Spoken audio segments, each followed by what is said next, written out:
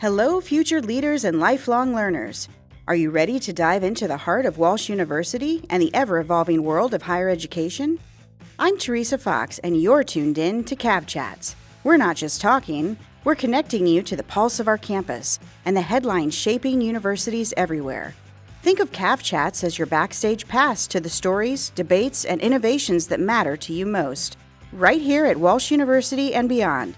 So whether you're a student, faculty, coach, administrator, or just passionate about higher ed, buckle up. Well, hello everyone, and welcome back to Cav Chats. I'm Teresa Fox, your host, and I am delighted to say that we have had a wonderful summer, but we are going to be gearing up for a brand new school year. We're about ready to welcome 2,200 students back to our campus. We're delighted. And it is the year of faith. We're delighted to focus on one of our 5 core values, faith, this year. And what better way to celebrate the year of faith than by having a man of faith as our guest this episode, Father Ryan Furlong, who was appointed by the Diocese of Youngstown as our University Chaplain. He's been with us since July, a man of with deep roots in ministry and pastoral care and education. So welcome, Father Ryan. Thank you so much. Glad to be here. So delighted to have you. Go ahead and tell us a bit about yourself, about your childhood, where you grew up. Sure. So I'm a priest of the Diocese of Youngstown, and I've been ordained now for 5 years. In 2020, I was a COVID priest. So we were the year during COVID ordained. And I went into the seminary a little later than usual. I was 31 when I entered. And before that, I was a school teacher. So I taught high school social studies. Oh, that's great. 5 years. And was very happy, in that profession. I enjoyed it very much, but felt called to something deeper, which really went back to my childhood, my vocational call as a child. I grew up in Boardman, Ohio, a suburb of Youngstown. I went to public schools, Boardman schools, graduate in 2001. And I had a relatively normal childhood, great parents, great people of faith. They raised me to love God and to believe in God. We had a faith-filled household and a lot of great influences in my life. And so I'm a lifetime area resident, and I actually spent some time here in North Canton during my internship.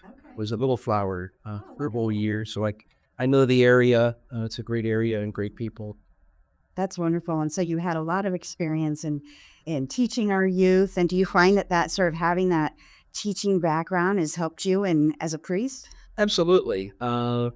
Teaching was a great way to communicate and have a relationship with people. And as a priest, one of your roles is a teacher of not history and social studies, but of the faith. And it allowed me to work with people. It got me over my fear of public speaking, and it's allowed me to develop those characteristics of somebody who can communicate and to listen well and to get ideas across to others. So you were out in the field teaching, and what was the calling? Did you have a tap on your shoulder, an inner calling to say, hey, maybe this is my calling, my vocation to become a priest? What led you? It kind of started when I was a young kid. I went to Mass, with my family, and I always remember feeling a great sense of peace at the Mass. I always respected the priests. The priests to me seemed very normal. They seemed very happy. And it was always something in the back of my mind that I could be happy doing this. But it wasn't really one moment or one thing that drew me into that. In fact, for many years, I just kind of ignored it, to be honest with you. And I come from a family, there was a lot of teachers, a lot of experience in the school system. So I figured, well, that's what I'll do. I'll get married. I'll be a teacher. I love history. I love social studies. I love working with people. So teaching was something that I was just naturally drawn to. But that idea of being a priest, the idea of working for the church and have a religious calling sort of crept in there somehow when I was younger, and it never really left me. And as time went on, the voice really never went away. In fact, it got louder. And I remember sort of right around my 30th birthday, I said to myself, boy, this priesthood thing isn't going away. And I was happy teaching. I enjoyed teaching, but, there was something inside of me that wasn't fulfilled. There was something inside of me that was still searching. Sure. And, I asked myself, do I want to teach? Do I want to be a school teacher for the rest of my life? And it's at that point I say, I'm not getting any younger, even though 30 isn't old, everybody. It's still young. And I said to myself, I got to investigate this. I told my friends, this is what I was thinking. I told my family, but that was about it. I just paid it lip service. And around that time, I really started to get serious about, is this what God really wants from me? Well, it seems like teaching is still very much a part of your ministry now. And I think it's very fitting that you were a teacher, because our own Brothers of Christian Instruction that founded Walsh, they were all teachers. In fact, I remember interviewing Brother Francis Bluen, the former president and namesake for our Bluen Scholars Program. And I said, what are you most proud of over the course of the history of your life? And he said that I was a teacher. It's very fitting that that's your background and you're here with us now. So who were your mentors growing up? You mentioned you had some. Yeah, growing up in my family, of course, my mother and father, we weren't perfect Catholics. There is no perfect Catholic, but, our home was filled with love. It was filled with prayer, the importance of going to Mass, the importance of family and closeness, in times of struggle, really inspired me. We as priests sort of tell people that the first church is in the home, and you definitely felt God's presence in the home, even though, we struggled at times. Every family struggles with, crosses and things that come up in family life. But the faith really was strong in our family. And my grandfather, too. My grandfather was a man of great faith. I remember him talking with me many times growing up about the importance of having a prayer life and the importance of faith. He was very active in his church. And he was somebody who I looked up to as somebody, a man of God, and great priests. I grew up in a Dominican parish. The old chaplain here was a Dominican, so a little plug to the Dominicans. Grew up at St. Dominic's in Youngstown, and I got to know some great priests there, Father James Sullivan, Father Joseph Allen. All these men were great priests, and they really enjoyed their vocation. And it was really inspiring to see that. I think people want to see, especially from priests, that they're joyful and that they're happy. And that, I think, attracts vocations to the priesthood and religious life. And that certainly attracted me to it. Well, even just in getting to know you over these last few weeks, it just seems like you've got a spark and a joy in your work. So what brings you joy about your work in pastoral care? I think ultimately the relationship with people. As a priest, you meet so many different people in your life. And, they always say that a priest doesn't have a family of his own. And that's true to some extent, that the people who I minister to become a part of my family, and they adopt me in as part of the family. And I think being able to help a person in need, to be able to lead them to Jesus Christ in times of trouble, to be a listening ear, and to see that you've, in some small way, made an impact in somebody's life is very, very joyful and very fulfilling. Sometimes you don't see that. You're only a small piece in the puzzle, but at the same time, God uses you and puts you in a position at a set amount of time in a certain place, and you're called to do what you can in the vineyard, as it were. And so just being that priestly presence for others is very fulfilling. That's great. That's great. So you're at a university now. We've got things happening around the clock. So what does pastoral care spiritual work look like in a university setting? Yeah, I think, in a university, it's a very vibrant atmosphere. It's a young atmosphere, and I think the students, just to see their passion, to see their energy. It energizes you. It gives you a little boost. And to see so many young people who are faithful and who take the faith seriously and want to grow in the faith, and to be a part of that, to be somebody who can walk with them, I think is very exciting. And you get that too in the parish, but I think in university, you're working with so many people who are still becoming adults. They're at a great transition point in their life as to what's going to be in their future. And I think to walk with them and to be a support for them is remarkable. That's wonderful.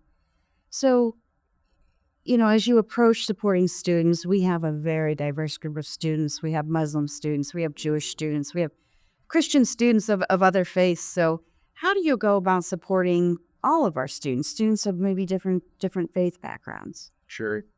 I think one of the ways is to, I saw something one time, to serve without distinction, and to, of course, we are a Catholic university. We boldly proclaim our faith. We defend our faith, but at the same time, you see everybody for who they are, and that's they're created in the image and likeness of God.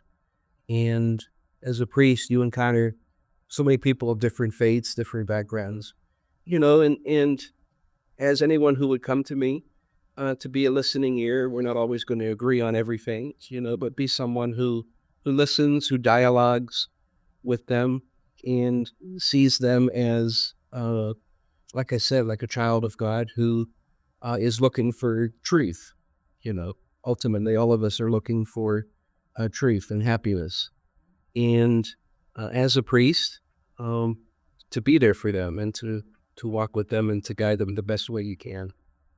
So if I'm a Protestant student out there listening, I can come to you. Absolutely. If you're Protestant, Catholic, Jewish, Muslim, or no faith, you can come and we can talk. I have chocolate and coffee in my office. So if you're thirsty for something to drink, or, you just want to have a conversation, I'm here, for you and to listen. That's wonderful. So I'm going to say some earth-shattering news right now. We appear to be living in a increasingly secular society. The pop culture seems to be more and more growing away from the faith. So how do you keep, the faithful sort of inspired and, sort of standing strong in this sort of increasingly secular society that we're in? Yeah. I think today it's important to remember for our youth, you have to anchor yourself in Christ, anchor yourself in the truth that you are created in his image and likeness and that he loves you. And that means that we are to encounter the world. Jesus tells us to let your light shine before others. So we can't be in denial about what our world is like. We need to encounter the faith, and we need to be real about the society we live in, not to run from it, but to encounter it, to live it bravely. I think one of the ways to do that, especially for young people, is to have a community. We're not called to be isolated. We're not called to walk alone in this, to seek out others who share your faith, to seek out those who you can rely upon and who will support you, to have strong roots to your faith and your family. That gets us through everything. That gets us through life. And life is going to be hard. Life has always been hard. Life has always been challenging. But if you're rooted in faith, if you're rooted in love of your brothers and sisters, you're going to get through those tough times. Christ tells us to carry our cross, to follow him, and at the end of the day, we become stronger. And we love. And love's attractive. And if we're authentically loving others, if we're authentically facing the world and all of its challenges and being that loving presence, we're going to attract people to the faith and maybe change some hearts. That's wonderful. We have a lot of students who come to us who have some anxiety, maybe some depression. There's a lot of stressors in this world today, with not only just balancing the college, a new environment, sports, maybe their extracurriculars, but all the pressures of social media, the internet, and just having that phone as a distraction, all the time. So what would you say to those students? What advice would you give those students in terms of how faith can sort of help them overcome some of those challenges? Yeah, part of our faith teaches us that, a big part of our faith is suffering. Yeah, encountering cross, encountering suffering, encountering challenges. And, this is a busy time with life for young students. Like I said, it's a transition point in their life. And I think with all the responsibilities that they have, with all the things they're involved in, is to stay balanced, you know.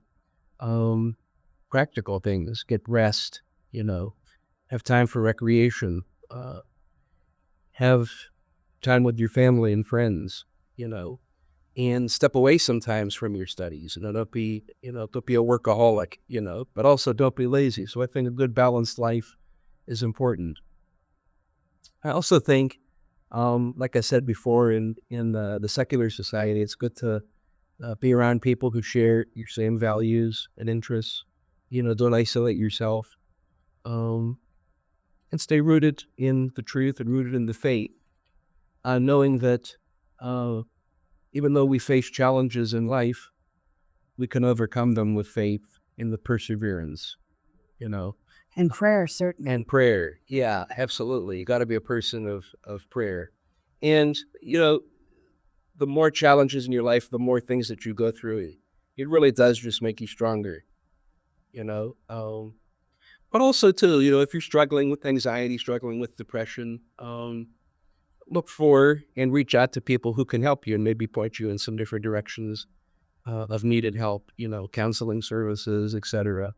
There are many opportunities to seek that out. But if you're struggling, definitely ask for help and definitely talk to someone. So let's turn the corner and talk about the year ahead. We're so excited about this year. We're entering the year of faith. Do you have programs or initiatives or plans or a vision for your chaplaincy for the coming year? Sure. So, of course, number one, as a priest, provide the sacraments for the students and to be a presence for all of our students, Mass, confessions, etc. I'm really excited about working with campus ministry this year. We have several retreats planned for the year, several speakers that are coming. So I think this first year, just to get to know the students, have a relationship with them, and to kind of build upon the traditions that have been in place here.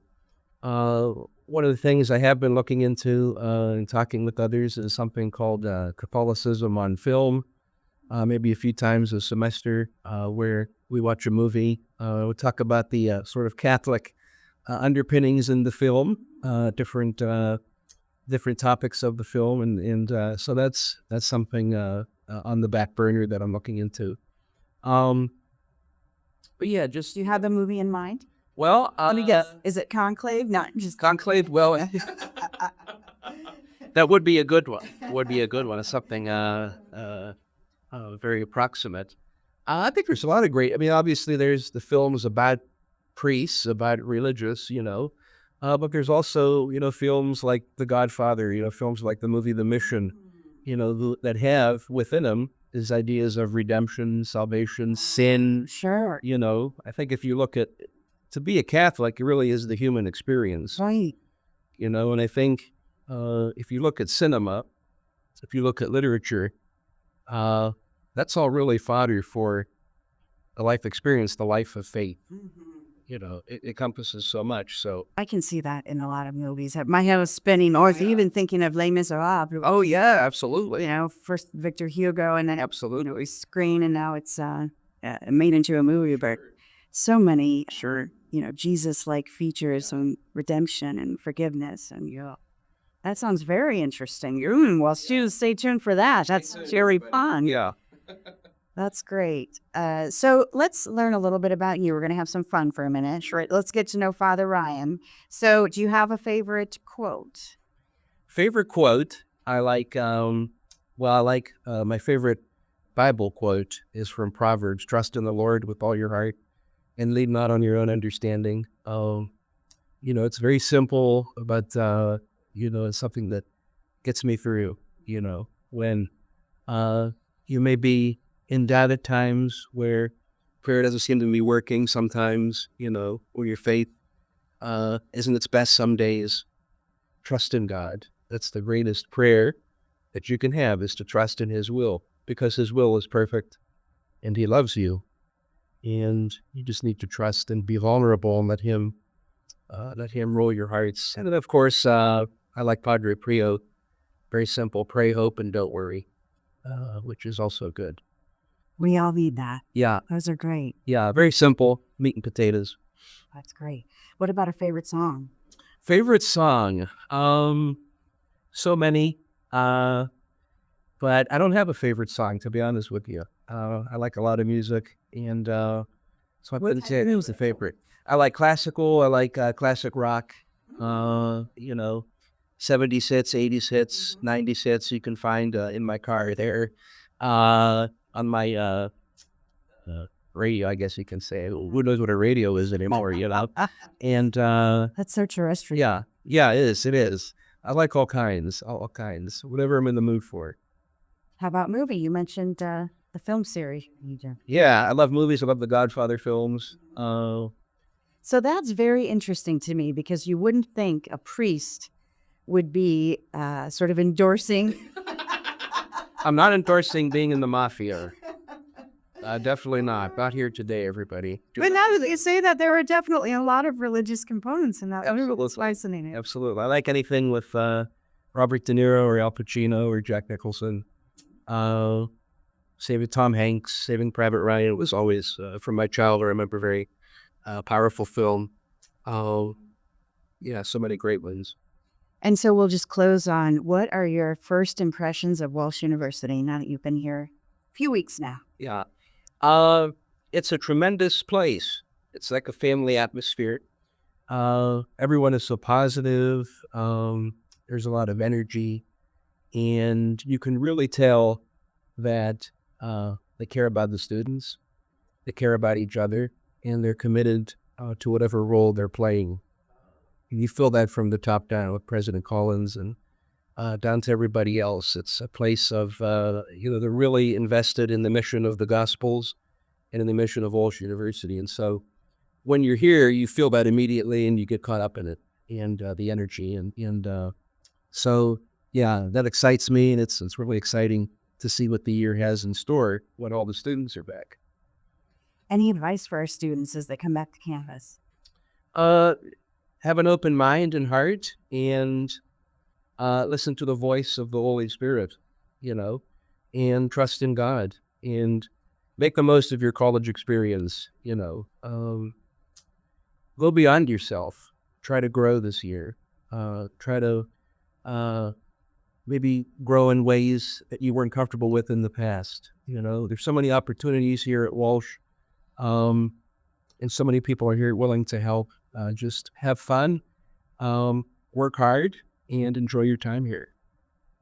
Well, Father, we're just so fortunate to have you here on our campus. We're thankful, very grateful. God bless you. I hope you have a wonderful year, and we will see you on our next episode of Cav Chats, where we're going to be having Dr. Kim Cleveland, our new dean of the College of Health Sciences. So we'll see you then.